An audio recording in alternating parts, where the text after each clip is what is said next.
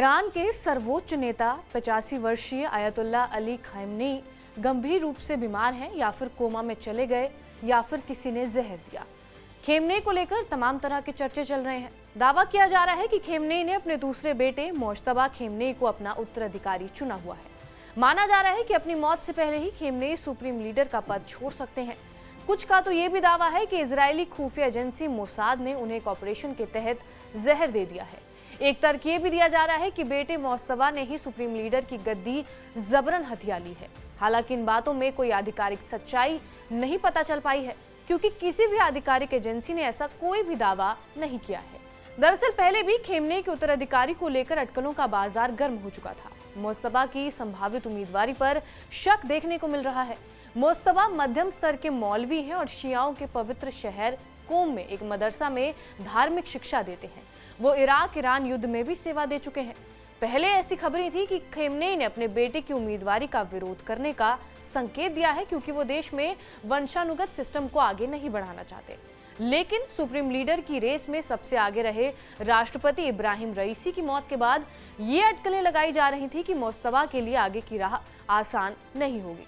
बता दें कि मिडिल ईस्ट एशिया के ताकतवर देश ईरान शिया बहुल है, जहां सुप्रीम लीडर को सबसे बड़ा धर्म गुरु माना जाता है। पद के अनुसार ईरान में सुप्रीम लीडर का फैसला अंतिम होता है। वो राष्ट्रपति से भी बड़ा माना जाता है। वो घरेलू और अंतर्राष्ट्रीय विदेश नीतियों के लिए जिम्मेदार होता है।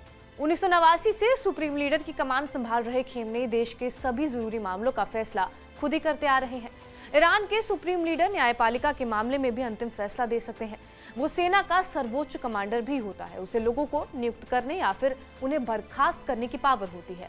कोई भी सुप्रीम लीडर आजीवन या फिर मृत्यु और बर्खास्त होने तक पद पर बना रह सकता है। ऐसे में खामेनी अपने जीवन काल में ही कथित रूप में अपने बेटे को उत्तराधिकारी बनाना चाह रहे हैं। ईरान में 1979 की इस्लामिक क्रांति से पहलवी राजवंश के पतन के सुप्रीम लीडर का पद बनाया गया था। यहाँ पुरुष ही सुप्रीम लीडर बन सकते हैं।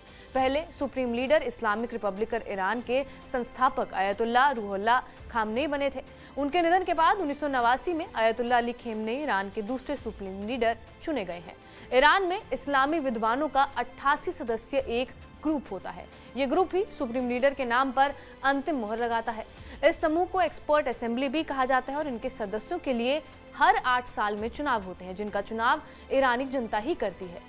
असेंबली ऑफ एक्सपर्ट्स चुनाव में उम्मीदवार कौन प्रत्याशी होंगे, ये गार्जियन काउंसिल नाम की कमेटी तय करती है। इस गार्जियन काउंसिल के ऊपर सुप्रीम लीडर होता है, जिसका इन सब में दखल होता है।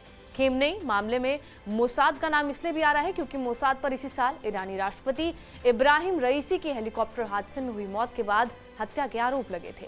तेहरान में मोसाद के खिलाफ जमकर प्रदर्शन भी हुए थे। हालांकि इजराइल ने खुद बयान जारी कर इस हादसे में अपनी किसी भी भूमिका से इनकार किया था। बहरहाल आपका इस वीडियो पर क्या कुछ कहना है, हमें कमेंट बॉक्स में जरूर बताएं। बाकी देश और दुनिया की तमाम बड़ी खबरों के लिए बने रहे हमारे साथ TV9 डिजिटल पर।